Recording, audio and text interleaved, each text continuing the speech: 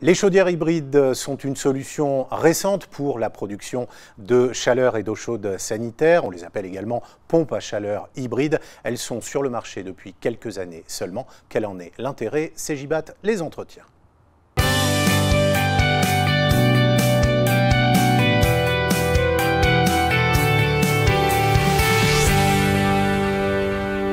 Pour analyser le fonctionnement des chaudières hybrides, pour en dire l'intérêt aussi, nous sommes avec Thomas Cascard, chef de produit chez GRDF. On parle de pompes à chaleur hybrides ou de chaudières hybrides. Qu'ont-elles d'hybrides, qu'ont-elles de spécifiques? Alors déjà, vous l'avez bien noté, entre chaudière ou pompe à chaleur hybride, c'est exactement la même chose. C'est juste une dénomination qui diffère, mais le principe général, c'est d'associer une pompe à chaleur électrique d'un côté, qui va faire environ moins de 5 kW, et une chaudière à condensation avec une régulation qui va être intelligente. Cette solution elle va pouvoir produire et le chauffage et la totalité de l'eau chaude sanitaire du logement. Mais à quoi ça sert de laisser finalement à la machine le choix du mode ou du procédé par lequel elle va produire? Alors le principe général, c'est de faire fonctionner le générateur à sa meilleure performance. On va choisir en fait en fonction d'une température extérieure et aussi d'une régulation, donc soit en fonction de l'énergie primaire, soit en fonction d'un tarif, soit en fonction des émissions de CO2, le meilleur générateur.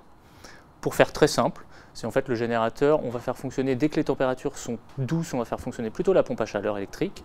Dès que les besoins vont augmenter, puisque la température va diminuer, la chaudière à condensation va venir compléter la pompe à chaleur électrique. Et à un moment, la pompe à chaleur électrique va être beaucoup moins performante que la chaudière à condensation. Et donc là, on va basculer sur la totalité de production via la chaudière à condensation. Vous dites on va basculer, mais il n'y a pas d'opération humaine, hein. C'est la machine qui décide d'une certaine manière de ce qu'elle doit faire. Comment fonctionne justement ce processus de décision autonome de la machine? Alors c'est ça, la solution est intelligente. C'est vraiment l'innovation, c'est d'avoir cette régulation intelligente. Donc elle va venir regarder la température extérieure, mais aussi par rapport à une indication, donc qui va être une indication d'énergie primaire. Donc elle va venir basculer en fonction de l'énergie primaire, en fonction d'un tarif, donc du prix de l'électricité et le prix du gaz, ou en fonction des émissions de CO2. À qui est-ce que ça s'adresse? À qui recommandez-vous de faire l'acquisition de ces chaudières hybrides? Alors la chaudière hybride a été développée en premier lieu pour le logement neuf, donc pour répondre à la réglementation, donc la RT 2012. Pourquoi? Parce qu'on va venir, grâce à la pompe à chaleur, valoriser les calories de l'énergie de l'air extérieur. Donc on va pouvoir répondre à l'exigence des 5 kWh d'énergie renouvelable imposée par la réglementation.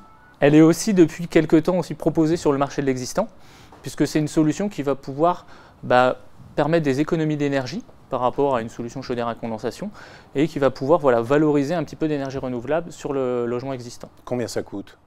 Alors, une chaudière hybride, selon GRDF, c'est entre 4 000 et 8 000 euros TTC fourni posé. C'est rentable pour l'utilisateur? Alors pour l'utilisateur final, on va pouvoir lui garantir une vingtaine de % d'économie d'énergie par rapport à une chaudière à condensation, donc c'est vraiment par rapport à cette base-là. Donc sur le long terme, ça s'amortit incontestablement, 20 %, ça commence à faire quelque chose. Vous avez dit entre 4 000 et 8 000, mais en vérité, on trouve des machines qui sont beaucoup plus chères que ça, et c'est lié en fait à la puissance de la pompe à chaleur. Quelle est votre recommandation? Est-ce qu'il faut s'équiper d'une machine vraiment puissante ou est-ce qu'au contraire, il faut chercher à minimiser la puissance de la PAC? Alors la question est très bonne, justement, il y a un grand débat depuis quelques temps autour de cette puissance de la pompe à chaleur. Donc il y a des fabricants qui vont proposer des pompes à chaleur avec des très faibles puissances ou des très grosses jusqu'à 15 ou 18 kW. Alors justement, pour essayer de trancher, donc il y a une étude menée par la PAC où GRDF était partenaire, donc qui a duré à peu près 1 an, et qui est venue montrer en fait entre la performance et les économies d'énergie par rapport au coût d'investissement, quel était le meilleur équilibre entre une puissance de chaudière et une puissance de pompe à chaleur pour le client final. Et la réponse, ça va être que pour une maison neuve, on va plutôt favoriser une pompe à chaleur électrique inférieure à 4 kW. Pour une maison existante qui a un peu plus de besoin, on peut monter jusqu'à 6 kW. Mais il n'y a, entre guillemets, aucun intérêt pour le client final d'avoir des pompes à chaleur beaucoup plus puissantes. C'est une solution récente, il faut donc s'attendre à des évolutions, à des innovations.